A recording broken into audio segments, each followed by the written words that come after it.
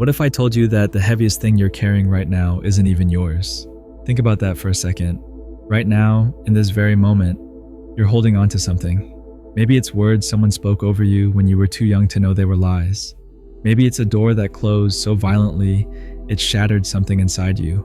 Maybe it's a version of yourself you built to survive that's now suffocating the person you were meant to become. And here's what breaks my heart. You've been carrying it for so long, you think it's part of you. But I need you to hear something that might change everything. The universe has been whispering to you through every breakdown, through every moment you couldn't sleep, through every time you felt like you were drowning in a room full of people. That wasn't punishment, that was an invitation to finally put it down. Because here's the truth nobody wants to tell you. Healing isn't comfortable, it's not pretty. It doesn't fit in an Instagram post with a sunset background. Healing is messy and raw, and some days it feels like you're falling apart when you're actually falling together. Let me tell you a story. There was once a craftsman who discovered a mirror that had been shattered into 1,000 pieces.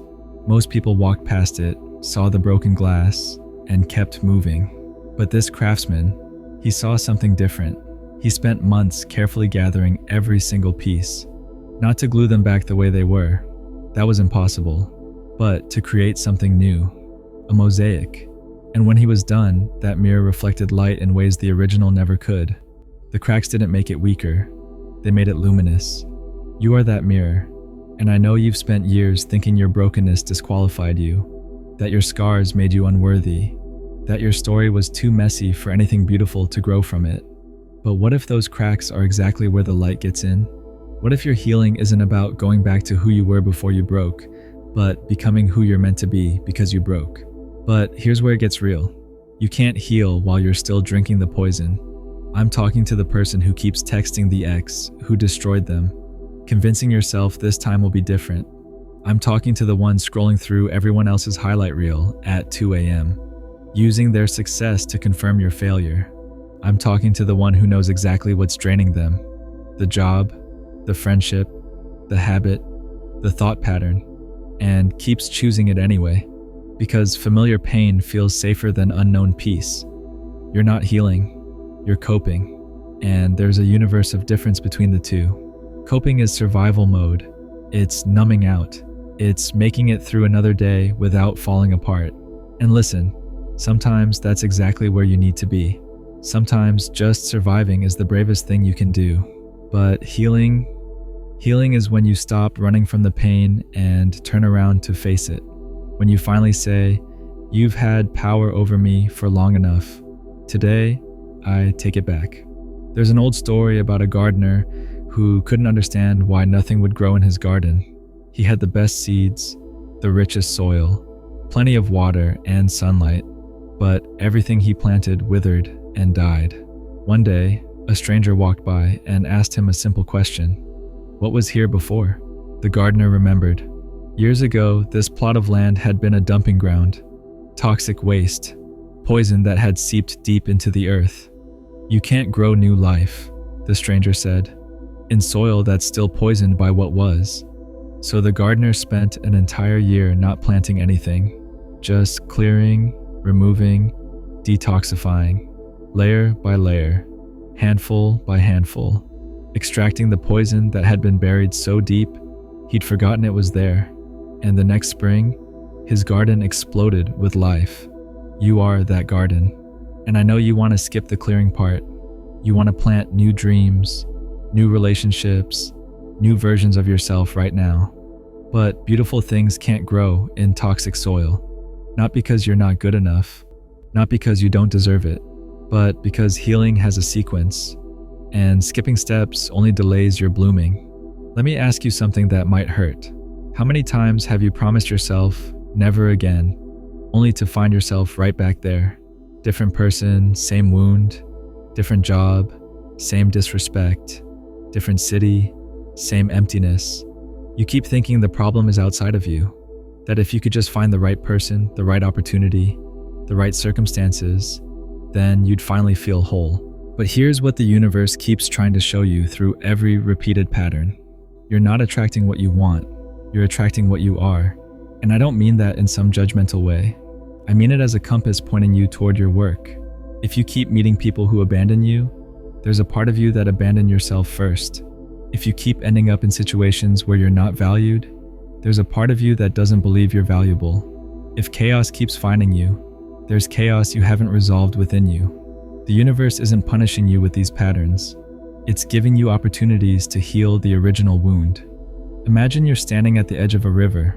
On one side is everything familiar. Your pain, your patterns, your identity built around what hurt you. It's heavy, it's suffocating, but it's known. On the other side is who you could become, lighter, freer, aligned.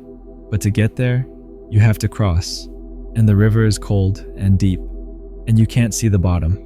Most people spend their entire lives standing on that riverbank. They talk about crossing, they dream about crossing, they watch others cross and wonder why they can't.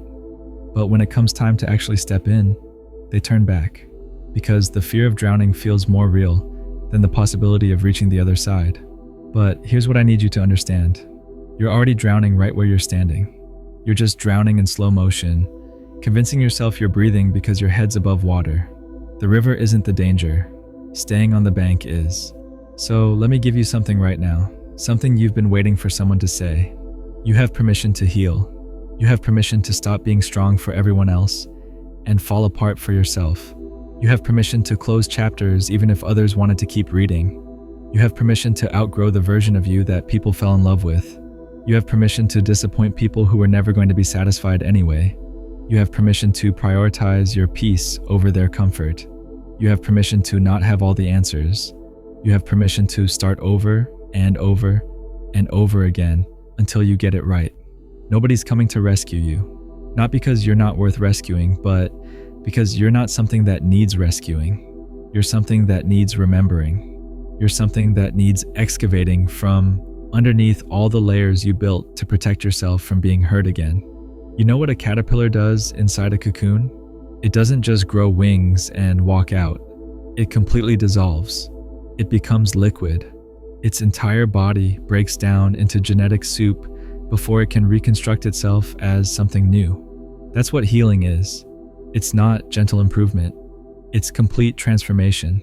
And it requires you to let everything you thought you were fall apart before you can discover what you actually are. You've been so afraid of falling apart. But what if falling apart is the most important thing you'll ever do? What if the person you're meant to become can only emerge from the ruins of who you've been?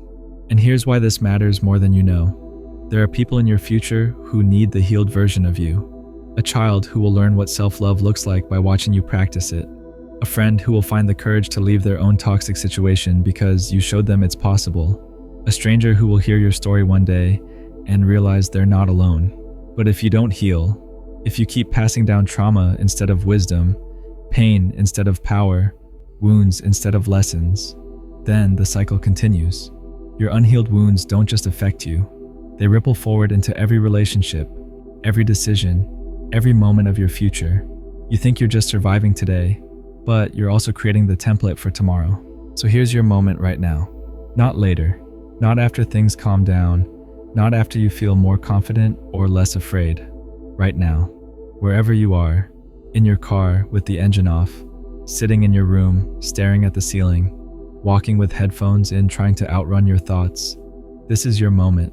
Life didn't pause by accident. This message didn't find you randomly. Something in you was ready to hear it. You have a choice. You can close this video and go back to the numbing, back to the scrolling that keeps your hands busy so your heart doesn't have to speak, back to the pretending that you're fine, that this heaviness is normal, that everyone feels this way, back to the slow, quiet exhaustion of staying comfortable inside a cage you've learned to decorate so it doesn't look like one anymore. Or you can decide, really decide. Decide that you're done carrying weight that was never yours to hold, the expectations you inherited, the guilt that was placed on you, the shame that came from someone else's wounds, not your worth. Decide that you're done shrinking yourself to fit into spaces that were too small for your spirit, spaces where you had to dim your light to keep the peace, spaces where your needs were labeled too much and your silence was called maturity, spaces where you survived but never truly lived. Decide that you're done waiting for perfect conditions to start becoming who you were meant to be. Because perfect conditions are a myth. They are fear dressed up as patience. They are delay disguised as responsibility. Healing doesn't begin when everything is aligned. Healing begins when you choose yourself anyway. Healing starts with a choice. Just one. Not a promise that you'll never struggle again. Not a vow that you'll suddenly have everything figured out. But a quieter, braver decision. The decision to stop abandoning yourself.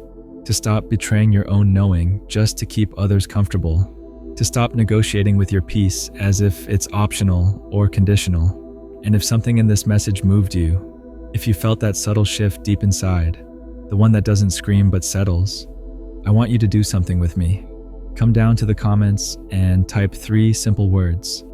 I choose healing. Not as a wish, not as a someday intention, but as a declaration, right now, in this moment. Because when you say it out loud, something changes. When you claim it in front of others who are standing at the same riverbank, unsure but ready, the isolation begins to crack. You stop feeling like you're broken and start realizing you're becoming. You stop being alone in your pain and become part of a community of people who finally said, enough. Enough surviving. Enough shrinking. Enough carrying what was never ours.